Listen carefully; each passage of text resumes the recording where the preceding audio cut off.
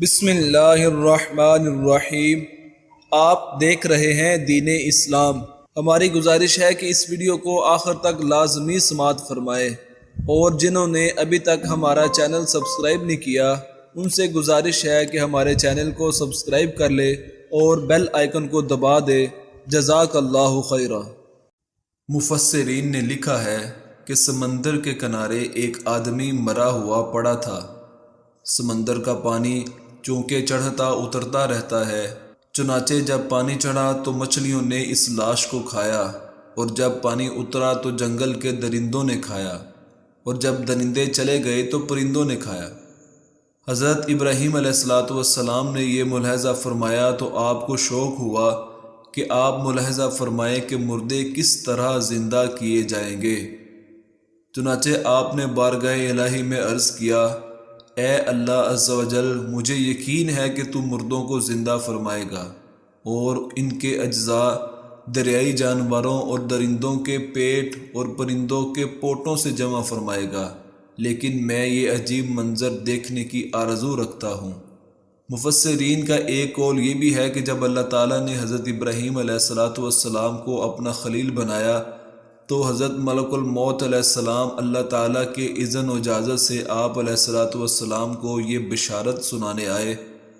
آپ نے بشارت سن کر اللہ تعالیٰ کی حمد کی اور ملک الموت علیہ السلام سے فرمایا کہ اس خلت یعنی خلیل بنائے جانے کی نشانی کیا ہے؟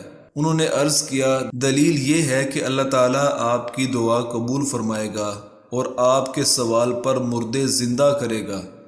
تب آپ نے یہ دعا کی کہ اے اللہ عز و جل، مجھے دکھا کہ تو مردوں کو کس طرح زندہ کرتا ہے۔ اللہ تعالیٰ نے فرمایا، کیا تمہیں اس پر یقین نہیں؟ اللہ تعالیٰ عالم الغیب ہے، اسے حضرت ابراہیم علیہ السلام کے کمال ایمان و یقین کا علم ہے، اس کے باوجود یہ سوال فرمانا کہ کیا تجھے یقین نہیں، اس لیے ہے کہ سامعین کو سوال کا مقصد معلوم ہو جائے اور وہ جان لیں کہ یہ سوال کسی شک و شبہ کی بنا پر نہ تھا۔ چنانچہ حضرت ابراہیم علیہ السلام نے عرض کی، یقین کیوں نہیں، لیکن میں چاہتا ہوں کہ یہ چیز آنکھوں سے دیکھوں تاکہ میرے دل کو قرار آ جائے، اور خلیل بنائے جانے والی صورت پر معنی یہ ہوں گے کہ اس کی علامت سے میرے دل کو تسکین ہو جائے کہ تو نے مجھے اپنا خلیل بنایا۔ حضرت ابراہیم علیہ السلام کی فرمائش پر حکم خدا بندی ہوا کہ تم 4 پرندے لے لو اور انہیں اپنے ساتھ خوب مانوس کر لو، پھر انہیں ذبح کر کے ان کا قیمہ آپس میں ملا کر مختلف پہاڑوں پر رکھ دو، اور پھر انہیں آواز دو، ان میں ہر ایک اپنی پہلے والی شکل و صورت میں بن کر تمہارے پاس آ جائے گا۔ چنانچہ حضرت ابراہیم علیہ السلام نے 4 پرندے لیے۔ ایک قول کے مطابق وہ مور، مرغ، کبوتر اور کوا تھے۔ آپ علیہ السلام نے انہیں بحکم الہی ذبح کیا، ان کے پر اکھاڑے اور قیمہ کر کے ان کے اجزاء باہم ملا دیے، اور اس مجموعے کے کئی حصے کر کے ایک ایک حصہ ایک ایک پہاڑ پر رکھ دیا، اور سب کے سر اپنے پاس محفوظ رکھے۔ پھر ان پرندوں کو آواز دے کر بلایا۔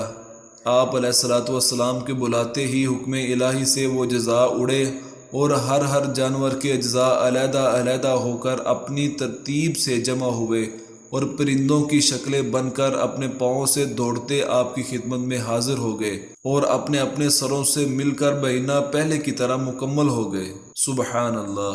اس واقعے سے حاصل ہونے والی معلومات: اللہ تعالیٰ انبیاء کرام علیہ السلام کی دعائیں قبول فرماتا ہے۔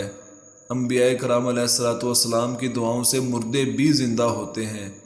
اللہ تعالیٰ انبیاء کرام علیہ السلام کی خواہشات کو پورا فرماتا ہے۔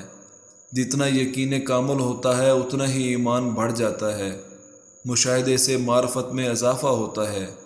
یہ واقعات اللہ تعالیٰ کی عظیم قدرت کی عظیم دلیلیں ہیں۔ یہ واقعات مرنے کے بعد زندہ کیے جانے کی بہت بڑی دلیل ہے۔